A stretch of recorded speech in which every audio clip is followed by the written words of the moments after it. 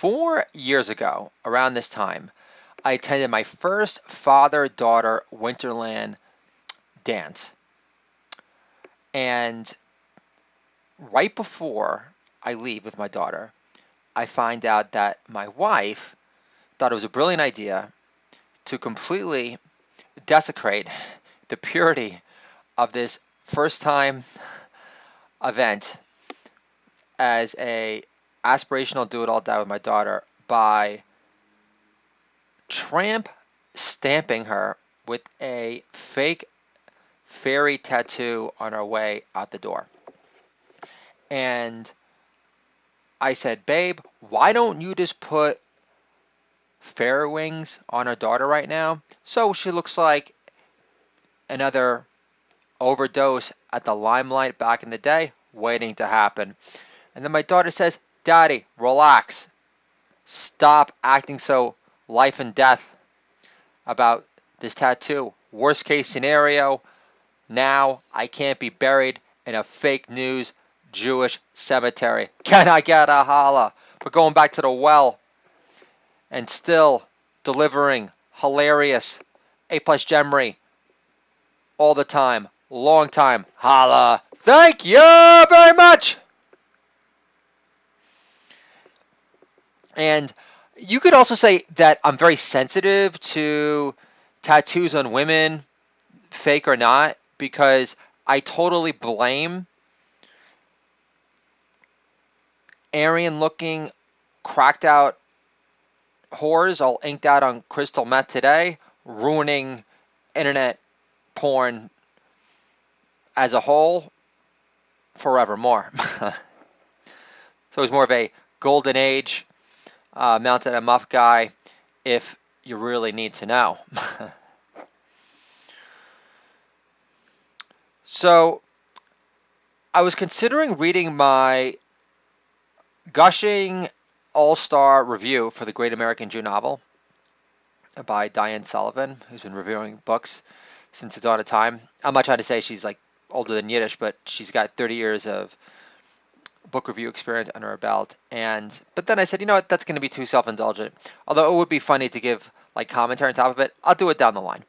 But again, just want to throw it out there.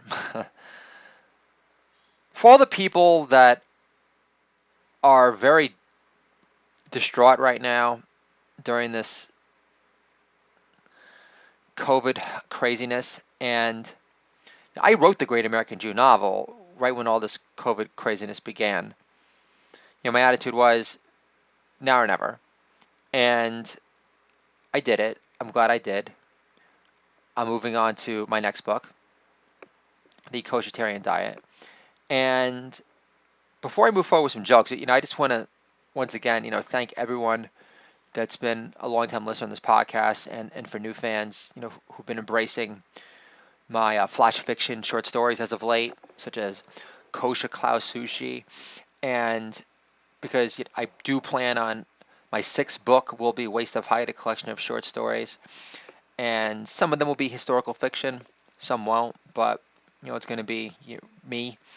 And I'm really excited about that development too. And I have to admit, killing on stage is great. I can't say I've had a bunch of experience doing that, but I have killed on the stages of Manhattan before, the Comedy Cellar and at Stand Up New York. However, and at the New York Comedy Club. But getting an A+ book review where your writing is described as ribald, way more titillating and way more satisfying, especially knowing that most stand-up comedians would never dare to write a novel in the first place or possess the flowy prose type skills to pull it off. Actually, when I saw ribald in my review, when Diane Sullivan was saying, the Great American Jew Novel excels in a hilarious New York exploration of the world of comedy and Jewish culture. It's sometimes politically incorrect, racy, and ribald, which means like sexually suggestive. I'm not trying to talk down to my audience here. I'm just trying to explain the fact that I actually had to Google ribald after reading this, but was overjoyed at learning what its exact meaning was. I wonder if Dice's act was ever described by a comedy nerd blogger as ribald. But let's change topics here, folks. Norway passed a law that can jail you up to 3 years for making any hurtful comments about transgenders made in a way to reach a sizable audience. What's considered a sizable audience? Are we talking gay pride parade size or an open mic crowd at a coffee shop in Wilmington, Delaware to hear some observational comedy from a stand-up Trump supporter? Stand-up Trump supporter opens with, are transgenders who support President Trump fighting against massive election fraud being banned from Twitter for tweeting, you don't need voter ID or fingerprint identification to identify Michelle Obama's build on Mike Singletary's shoulder pads. But I'll give you this much, Michelle Obama flopping it around in white long slacks on Ellen, commando style, like she don't care, was no cover-up. Joan lives. Holla. Thank you very much. Obviously, I'm really not holding out on this big-time architecture firm getting back to me on this content writing job when going after Michelle in honor of Joan. But again, like I was saying before, just thank you for anyone that's ever listened to this podcast, encouraged the podcast, anyone that's ever liked my blogs. Listen, writing can be an isolating experience. But for me, like when I write, I like to believe that I'm at one with my creator, the divine, the almighty, because he's producing stuff out of my fingertips. It's freaking way smarter and funnier and deeper than I am in real life all the time, long time. So I don't like to think I know that that's my form. It is one type of form of prayer for me, and it's a beautiful thing. But nonetheless, when you have experience like getting feedback when you've done stand-up comedy, you do open mics, and you live for laughs, and you're writing comedy with the intention of getting laughs, it really inspires you to pick up the fucking pace and inspires you to deliver the best version of you when you know that you have fans that are excited to see what you've written next. And I'm just throwing out some advice here. Why wait for publishers to get back to you? Why wait for agents forever? You got a book to write, blog it into existence. And it's a beautiful thing when you eventually complete, that goal. And it just makes you hungry for bigger conquests, and you expand your skill set. So I highly recommend the experience. So what I'm going to read to you guys right now is the mask shaming Inquisition. It's impossible to act pleased whenever my wife takes pictures of our 3 kids wearing masks when it's not Halloween in a post-woke, China placating universe gone wild. In these moments, I become what I detest the most, a triggered snowflake, yelling out to my daughter Matilda, smile! You could be America's top belly dancer now and wear a mask wherever, whenever you like. Assuming you train hard enough on your core to become a Peloton instructor in junior high. Because at that point, the entire restaurant industry will have been dead for a decade already. So all the bankable babysitting money will be kaput by then too, Matilda. You'll have 0 clubs to rave in fairy wings in looking like an overdose at the limelight waiting to happen. Smile, Matilda. You're going to be America's next top belly dancer. Assuming you put your mask on between meals to avoid snacking and socially distance yourself from carbs. Who are these kids that love to wear COVID masks? Do they identify as moderate Muslim housewives on Casual Friday? How do I get my kids used to wearing masks? I hose burning mass parties, and offer all the Hawaiian punch you could drink. The only way a feminist can get you to eat her pussy is by forcing you to wear a pussy hat mask on in public.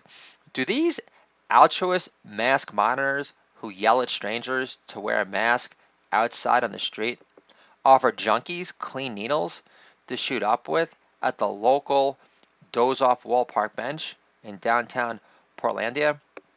Are these mask crusaders at large on triple condom Raptor next time Charlie Sheen rolls the dice in Vegas at an AVN wrap-up party and forgets again how only magic can make HIV disappear? Only 6% of COVID-linked deaths are by COVID alone. So can we unmask this pandemic sham by getting Rudy Giuliani to grill some medical examiner under oath for making every death certificate list COVID as the final main cause instead of China? Giuliani says, let me guess, you took one look at your last corpse and said, he stinks like Walmart in August. I'll dump him in the COVID death pool with the rest. Wear a mask. Only if you suck off my super soaker for a super spreader deluxe, babe. Pretend Obama ordered you to leak it. Can I get a holla to break up my killer flow, to pay homage to an A+ bit from top to bottom? Holla. Thank you very much. In Haiti, they're too poor to lock down their mud mask resort economy. As a result, only 19 out of a million Haitians have gotten COVID. Wyclef could shake up the rust and clean up performing there for New Year's Eve in 2020. Wyclef does a remix cover by REM and sings, "It's the end of the world as we know it," and I feel fine about my solo career post Fugees, which didn't include jail time for tax evasion because I don't view the IRS as the Jew devil spawn like Lauryn Hill, which is fake news, man. The CEO of Costco says safety is worth the inconvenience of wearing a mask to buy more paper towels. Smile, America. Alex Jones isn't so nutty after all. This is the Doodle Daddier podcast, dad-friendly entertainment for you and me. Controlling our kids with comedy can make our kids great again. My 3 fuss-free kids, 98% of the time, are living proof of it. Books I have available for Hanukkah and Christmas and Kwanzaa. Controlling My Kids, a Comedy, a love story. Resist This. An election year comedy special. It's freaking phenomenal. Jokes you're not going to hear in Kimmel. Ever, obviously. We got Doodle Dad Does Jokes. Joan Lives. To those A+ gems as well. And now we've got the midlife crisis reinvention tale, The Great American Jew Novel, available on Amazon and Kobo. And I want to thank the President of the United States, Donald Trump, for a wonderful, incredibly touching, heartfelt thank you note that he sent me. I'd received it earlier this week. Being able to share that letter with my children was a heavy metal high I will cherish forever. It's the second time POTUS, that being the president, the Donald, has written me a thank you note. I've sent him 2 books so far, Doodle Dad Does Jokes and Resist This. It still drives me crazy that outside of him being the most amazing patriot and him being such a great president that cares about our vets and Israel, which have always been real biggies for loving him. But on top of that, and him, raising really good kids, who love him and respect him and have been by his side, throughout everything. But even more so than that, him being from Queens, from New York, like myself, President Trump is so hilarious, and he really should be leaving most stand-up comedy headliners in perpetual awe at what he's able to do as far as making up stories at the top of his head and being able to, come up with like funny nicknames. And he is just a freaking animal. And he makes me very proud to be a New Yorker. And I know I'm not the only one. So thanks again, POTUS, for keeping my dreams afloat.